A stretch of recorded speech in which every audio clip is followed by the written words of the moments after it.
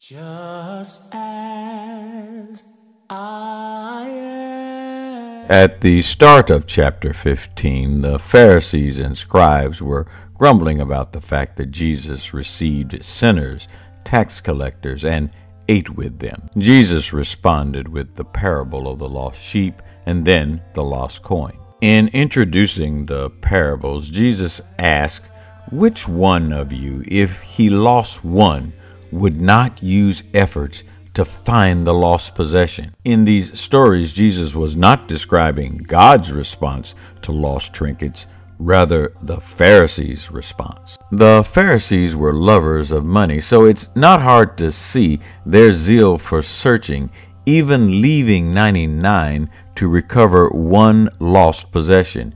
Yet the poor and lost of Israel were not worthy of their efforts, so they criticized Jesus for associating with them. So Jesus used the parable of the prodigal son to contrast their actions and attitude with that of God. Most of us know the story. The younger son asked the father to give him his share of the estate, and the father did. Not long after getting his share, the younger son traveled to a distant country and squandered his wealth.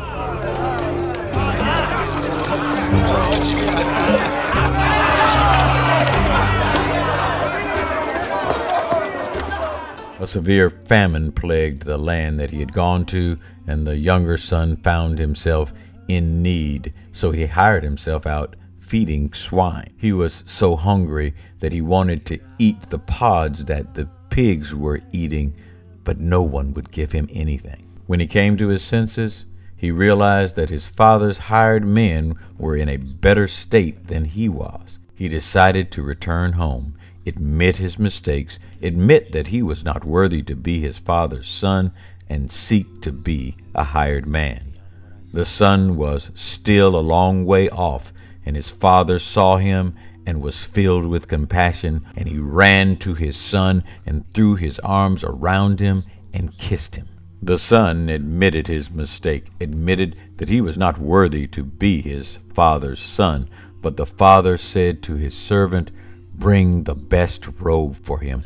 Put a ring on his finger and sandals on his feet," indicating he had been restored to his previous position. And he said, "Kill the fatted calf. Let's celebrate." For us, this story is a heart-warming story, a story of forgiveness and restoration. But for the Pharisees, this was a humiliating exposure of their sin and hypocrisy. They were willing to seek out their lost possessions, but not the lost people, placing things over people. Now, Jesus makes no attempt to minimize the seriousness of the younger son's transgressions. He lived among heathens as a heathen against God's instructions. He deserted his family. He permanently lost 1/3 of his father's wealth and lost his ability to look after himself. For an Israelite, nothing could be lower than to be the slave of a heathen caring for swine. We still see it today. A friend, a child, a relative from a good family, yet they are lured by the luster of night lights, the itch of drugs, the lure of wine, the lust for promiscuity take over, and permanent mistakes are made. This son's sins were great, but so was his repentance and forgiveness.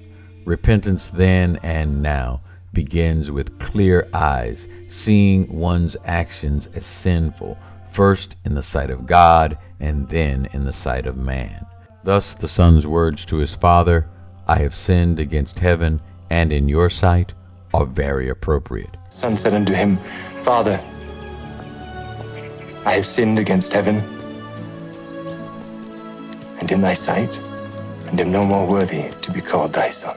His repentance led him to his father, whom he had offended and to whom he had acknowledged his guilt and expressed his sorrow. Our repentance today should reflect a sense of unworthiness. Like the son, we cannot claim any right to God's grace, just humbly seek his unmerited mercy. The loving Father here demonstrates the heart of God, who longs for the return of the sinner seeking restoration, who willingly grants forgiveness, and who rejoices in the return of the wayward. The Father gave the Son what he had asked for. He allowed the Son to go away even when he could have prevented it. It was no accident that the Father saw the Son coming from a long way off.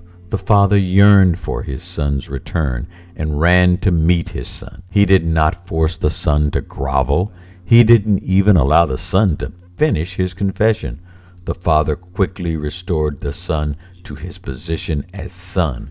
There was no "I forgive," but the Father gave forgiveness unconditionally. We are still tempted to place things over people. When a child or a co-worker who knows better has caused us to lose money or lose status or lose an opportunity of a lifetime, that is not an excuse for us to give up on the lost who should have known better. God expects us to seek out those who are lost and to forgive those who have trespassed against us. After all, God did not give up on us. He gave us his Son. That's the lesson for this week. Have a great week. Bye. Just as I